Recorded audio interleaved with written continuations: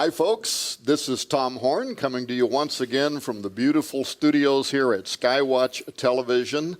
And we're going to be talking today again with a good friend of mine, Steve Quayle. He is the executive producer of a brand new documentary film. This documentary, True Legends, is actually going to be a film series. This first one's called Technology of the Fallen, which is episode 1. We've been talking about that for the last 3 weeks. We had Timothy Alberino, who's also part of that film project, was here with us as well. But today it's going to be just me and Steve Quayle, and now we're going to be talking about his book, Xenogenesis. The back of this book, here's a line. It says, "This book reveals a future of terror that will soon face human beings. Monstrous creations are being developed with secret technology in laboratories around the world." Steve, great to have you here in the studio again.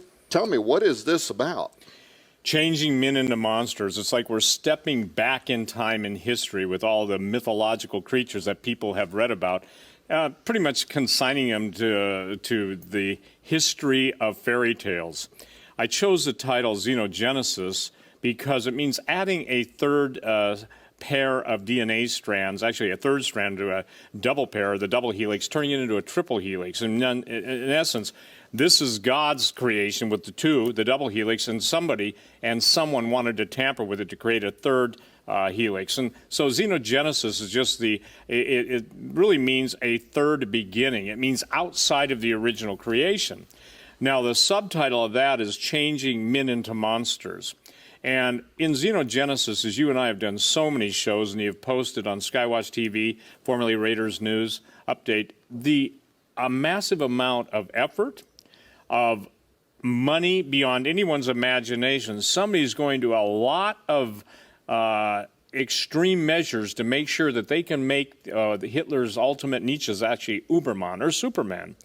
The thing is that the promise in the garden, ye shall be as God, knowing both good and evil, and you shall not surely die, is the mantra of the singularity people, the transhumanists, and what every day, even on Matt Drudge, we're seeing, eternal life, longevity, all of the issues that basically were in the Garden of Eden are now prominent in the headlines of the biggest news website on the internet. So why is that happening? Well, it's really simple. There is a desire to basically say, God, you really did a crummy job when you created humanity. That's instead of understanding the beautiful creation of mankind at the hands of an amazing God, they want to be God. Ye shall be as God, knowing both good and evil. So what I would call the Edenic or the Garden of Eden lie is now in the headlines of today, and transhumanism just simply means beyond human. It means we have crossed the threshold. We are going to become gods ourselves. And not only that, you'll never have to die, and you'll be able to have perpetual pleasure, perpetual perversion, and when your old body wears out, new body time, when your old brain wears out, we'll just add a few cells and carry on. Xenogenesis is critical. This is if you will, the end product of everything that my research has led to in the whole transhumanism singularity. And what we're talking about is The Age of Spiritual Machines by Ray Kurzweil. I propose this. The Bible teaches that demons are disembodied spirits. And the whole point of xenogenesis, I believe, is to build a house for a lot of evil spirits that basically are going to come back into their original homes. But on the front cover of xenogenesis, it shows a flying saucer beaming down a genetically altered child who's being held in a robotic hand with a double helix to the right and the left screen center of the image.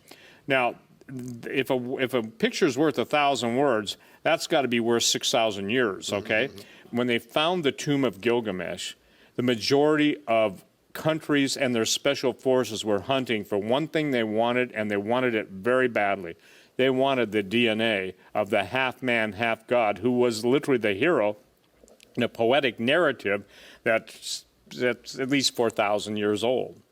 Now, in writing Xenogenesis, it became apparent to me that there's a group of individuals that literally are working night and day to trace the bloodlines of the giants down through history to identify those markers, and then to genetically, based on the blood they find and tissue that's recoverable, literally clone the previous homes of those entities in history we would know as some of the most ruthless, cruel mass murderers, and it's basically like they're coming back.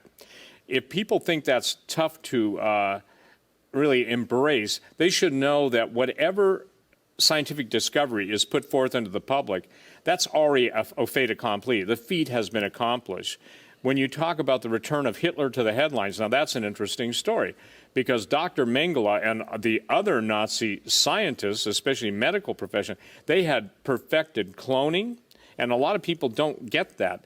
But the idea of the ability to procreate and then recreate man in their image versus God's image is the central theme, because we've seen all the Star Trek episodes, we've seen Gattaca, we've seen all of the Hollywood presentations of spiritual machines like demon-possessed trucks and everything else. But what is lost to most people is this is a pre-programming presentation from some very dark powers, and it's interesting how it's becoming more and more evil. In other words, the contempt for humanity is accelerating to such a degree that it's kind of like the Matrix. Okay, there is a control mechanism behind the scenes, and it's not just the banking families of Europe. It is a supernatural group of entities, and this is something people have got to understand. Fallen angels do not die. They are incapable of dying. No matter what Hollywood tells you, you can't. Now, a giant could be killed, and that giant spirit became a demon. We've talked about that. But now there's a combination of technology and true spiritism taking place. And what has to fit into this, the missing link to a certain point, was the DNA of the giants, and the desire now, with the technology having come to the point it's come, they can do exactly what they were forbidden to do in Eden. Now, Adam and Eve walked with God in the cool of the morning. Everything that the devil has done through technology, through the fallen angels, through all of the different people that have yielded to him, is to destroy the human race. And that race right now is in the human race. We're right at the point. It is my contention. Forget all the charts, forget all the graphs, forget all you know. But right now, through biological selective genetic engineering and the availability of bringing into being hybrid viruses, for instance, Ebola pox, we're in a time period now. There's never been a time like it. It's that time period where in essence, it's a microbiological Tower of Babylon, but the Tower of Babylon's inverted, going right down into hell. Well, and now even some of the authorities are starting to admit to stuff that you and I have been talking about. Yes. You've been writing about for the last few years. You know that we're producing a documentary right now called Inhuman. It's been years in the making. We've traveled around the world. We've talked to members of the current U.S. President's Council on Bioethics is in this documentary. We've talked to the world's leading transhumanist authorities. We've also talked to people like yourself and Chuck Misler and others that approach this from a prophetic point of view. But now, in just recent months, with the advent of CRISPR technology, which has been around since really kind of, the last 3 or 4 years, but they perfected some of the last phases. And now they're saying it's a very powerful, almost 100% accuracy in CRISPR technology to edit the human genetic code and to even introduce new streams of code that could produce inhuman, non-human, final phases of humanity. Xenogenesis, in other words, was prophetic. You wrote this only just a few years ago, and we're making it for the first time available to our audience. But yet now it's coming true. Here's a line. This was in a Reuters news story. I just wrote this down earlier today. The National Academy of Sciences and the National Academy of Medicine have announced that they are launching a major international initiative to develop guidelines for human gene editing. So now you've got the national laboratories, the highest levels of taxpayer-funded laboratories in the nation saying this is going to happen. We're going to have to create guidelines about how we're going to proceed forward with the editing of the human genetic code. But what you're saying is this is a fulfillment of prophecy. Before they said it, Jesus said it, as it was in the days of Noah, right? Absolutely. And let me say this, the people that screw up something usually can't fix it up, okay? We can see just any day in the headlines that's being fulfilled. I mean, how many pages of laws have to be written before somebody says, look, why don't you just do it this way? And obviously, common sense doesn't need 50,000 pages of explanation. But what's fascinating to me, like Elon Musk and others, Steve Wozniak, some of the smartest guys out there, billionaires by their efforts and bright guys. These guys are not, let's just say, putting ice cream cones in their foreheads. Okay, that's one of my favorite things because it basically shows futility. But I maintain that it's going to be a losing battle. Because I believe right now evil is loose on the planet. And Jesus said, except the days were shortened, for the elect's sake, the days are going to be shortened, there will be no flesh left alive.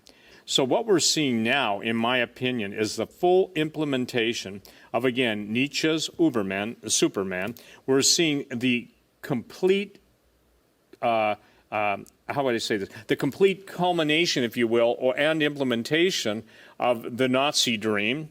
We're talking about a technocracy that's going to be basically run by supposedly people that are brighter than the machines they're building, but then they want to make sure they give the machines more brightness than they had, just in case. The thing is, it's the rule of unintended consequences. Yeah, well, and if people think that anything we're talking about here today is a stretch of the imagination, I can sympathize with them wanting to believe that because it almost sounds too futuristic, like this can't possibly be going on in the world, around the world today. And yet you've got the Academy of Medical Sciences out of Britain, which is their equivalent to our FDA, publishing a report talking about animals with human genetic material to the point of human cognition and even to the point of being able to procreate across species barriers. They're saying that thousands of these have already been created. They're saying that thousands of laboratories are creating these. But the point being is that what we're seeing right now is literally we are recreating Terminator, Skynet, okay? Well, it doesn't take one to do too much reading of going back to history. Look at how when that movie came out, it was, quote, science fiction. Now it's science fact. I mean, major tech giants are being called Skynet, okay? Autonomous killing machines are, they're from blimps to dogs to anything that runs, jumps, or flies is being turned against us. Micro drones. And we're talking now the smallest nano weapons. When you get into the technology that's available, isn't it interesting? At the end of the day, it's all designed to kill. Okay, and that's the thing that we have. Well, it'll help the man who lost a leg, grow a new leg. No, it won't. They don't want any infirm people. Remember this: in a perfect society, imperfection has to be done away with. And so what we're seeing right now is, I see it this way: the devil, the adversary of men's souls, sold willing dupes the idea that if you just link up with me, you guys can do a better job than God did. You won't die. You won't have sickness. You won't have disease. Sure. By the way, your bank account will never run empty, and neither will your desire or lust go unfulfilled, okay? And then more than that, it's not enough to go after, human beings in a lusting way. I'm not condoning it. I'm saying this is what they think. They've got to create new creations, and I won't go into it in detail. It's in my book. And by the way, this book is not written for children. This is written for grown-ups who have to grow up in their thinking. One of the concerns that Tom and I have, ladies and gentlemen, is the church is unaware of what's coming at it. Now, I've seen hokey articles where the church is going to have to deal with all this stuff. They don't understand the spiritual nature of it. So that's what we're doing, hopefully, by having these TV productions on Skywatch TV. We're trying to appeal to a mass crowd to think, where does it lead? Again, if you understand the fruit of evil, if you understand the root of evil, it's pretty well to predict the fruit of evil. And that's what you and I have been doing since we've been in talk radio for, 10 years? Yeah, but it always seems like humans, we have this weakness to always fall back into the same trap. You mentioned a moment ago, like the Garden of Eden, right? Ye shall be as gods. But the unintended consequence is death and destruction. Yes. So you're promised immortality, you wind up with death and destruction. Here we are again. the days of Noah, right? Right. And all of these talking heads, everybody from Ray Kurzweil to everybody's out there right now, they're talking about the coming technological singularity. They were talking about the genetics revolution. And what are they saying once again? Ye shall be as gods. We're going to reach immortality, right? Our very, very long extended lifespans, 1,000 years of life. We're going to cure all these diseases. But what are the unintended consequences? I mentioned the Jasons a moment ago. One of the other reports they put out recently was called the $100 Genome Implications for the Department of Defense. And if you read it, all they're talking about is genotype and phenotype. And for people that are watching this program, if you remember your basic biology in school, genotype, that's what you're born with. That's the blueprint of what makes you a human. But phenotype is how it is expressed. It's how you walk, it's how you talk, it's your, what we would call natural human behavioral, you have eyes. The inherited characteristics. And what the Jasons are saying, though, is as you start tweaking the genotype, they're going to take on phenotypic alterations. Yep. They're going to start walking different. They're going to think different. They may see, that might be like trying to have a conversation with a wolf, right? Yep. Their whole instinctive evaluation of humans could be something entirely different. And so that's the unintended consequences. And so, like in the book of Revelation, when it talks about end times prophecy, and it talks about people, so many being destroyed by these angels that are coming out of the ground, all these other things are happening, but it also talks about how many are being killed by the beasts of the field. Yep. Something weird is going on there, right? Absolutely. Even we'll give a heads up. One of the newest movies coming out of Hollywood, obviously, this is August. When we're recording this, is about the animals that turn on mankind. Well, we know that's already happening. People have been saying, gee, I can't understand why all the crows and the hawks and the eagles are multiplying at such a great rate. It's something out of the norm, Mm-hmm. Well, I can tell you why. Dinner, and I mean that, is that we're now seeing. And I'll explain that because one of the books of in the book of Revelation, one of the chapters that specifically speaks to that very issue, that the beasts of the field, and obviously God calls it, the great meal prepared for them. And here's the thing, Tom, that people have got to understand. This is relevant, this is relevant, this is relevant. They want you destroyed. They want your family destroyed. They have a contempt. Who is they? It is the fallen angels. It is the, if you will, the genetic byproducts of sin, rebellion, and technology. Let's see, sin, SRT, okay? It's the SRT factor, sin, rebellion, technology. The combination of those, the end product is the total obliviation. There's a word, it's oblivion, but we'll just call it obliviation. The end of humanity. And Jesus himself, again, referring to this, he said, if the days weren't shortened for the elect's sake, there'd be no flesh left alive. Mm-hmm. That means Adam and Eve's seed would not be here. Mm-hmm. But for the elect's sake, those days are going to be shortened.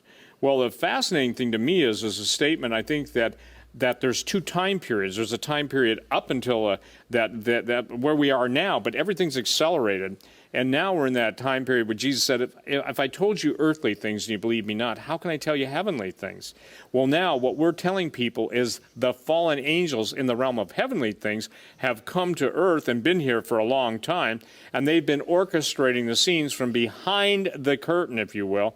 And it is my understanding, talking to military, intelligence, and scientists, some who have run for their lives, some who are dead now, but that the advanced combination, the chimera-like experiments. I had a guy who admitted to being an assassin say, it made me cry, I couldn't stand it. But he said, when you see half humans combined with animal DNA and they're its, and they're screaming, help me, he said, look, I'm cold-blooded. And he even told me, he said, I'm going to hell. But he said, that's not right. Well, and again, the Academy of Medical Sciences, some of the top policy wonks in the world right now are saying that this technology is happening.